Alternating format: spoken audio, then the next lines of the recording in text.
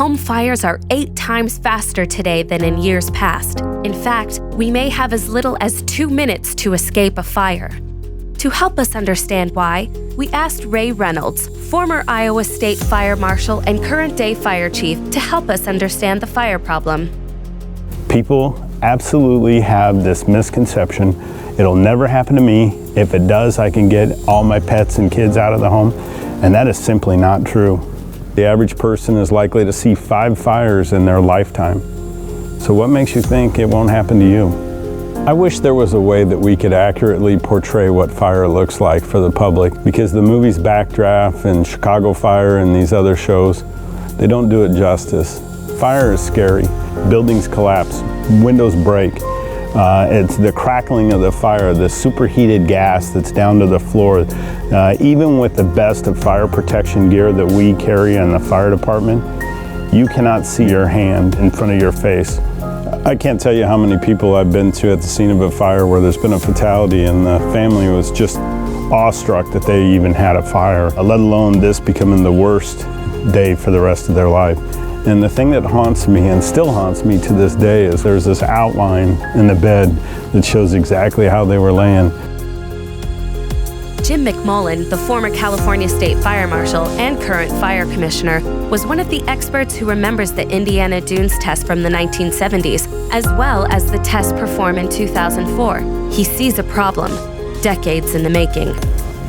And 3 minutes from the time they had an open flame on the sofa, 3 minutes from the flame that high until we had flashover in the room.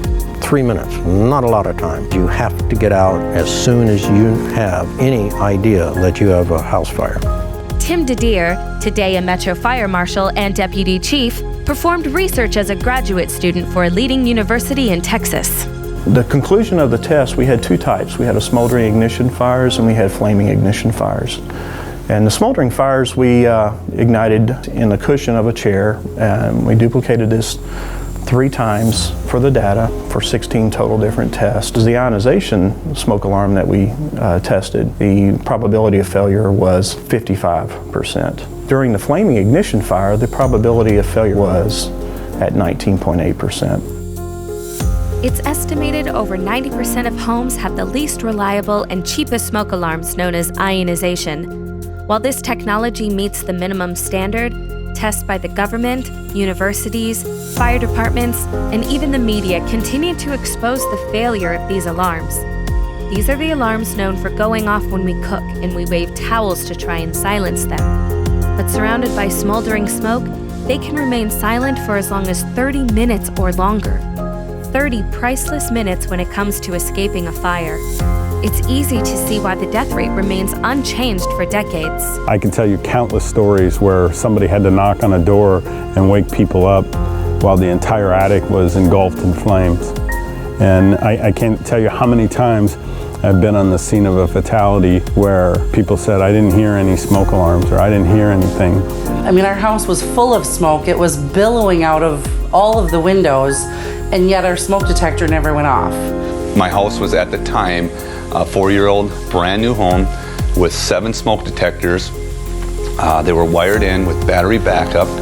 I knew they all worked. We were very diligent on replacing batteries and things like that for it. And that's when it kind of dawned on me, wow, I never had none of my smoke detectors were going off. In a fire, you don't realize that you lose every picture, every video, everything that I've ever possibly worked for. My little 4-year-old who trusts me with everything, you know, I'm her hero, her daddy's little girl, and yet I couldn't protect my little girl. The deputy family thought they were prepared when an electrical short inside the wall of their home changed their lives forever. We'd check our smoke detectors, we kept our smoke detectors tested and batteries in them. I'd come home late from work, kids were in bed, I came in, it was quiet for the most part. I got settled down, well, nothing out of the normal. And then I heard a thump that wasn't the right kind of thump. And as a mom, that's all I can tell you. You just know which is right and which isn't. And I sat up and I went, and I sucked in smoke. I hopped up, I ran down the hallway, went through the ante room at the bottom of the stairs and went to go up the stairs, but the stairwell was on fire and my youngest daughter's room doorway was on fire. My husband got up and said, "What's the matter?" I said, "The house is on fire." 911.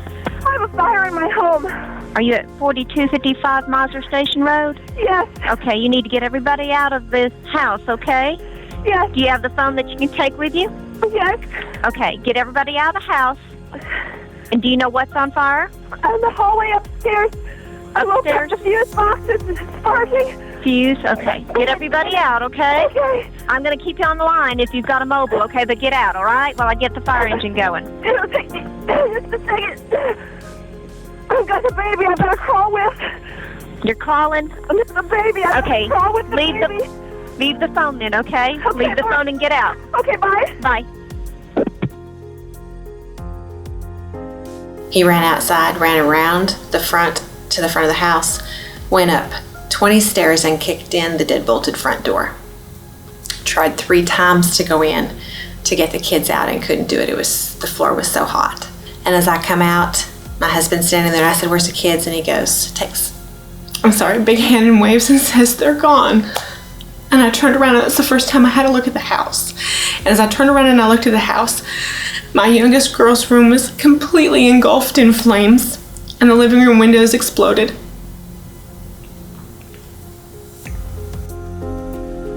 As a parent, your worst nightmare is that you can't protect your children.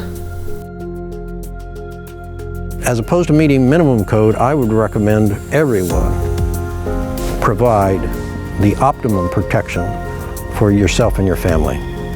We had smoke detectors in every room in the house. They either burnt completely up or they melted down the wall. Not once did any of them go off. I do believe that investing in your own fire prevention plan, it should be your responsibility, and you should own your fire prevention plan and do everything you can to protect your family.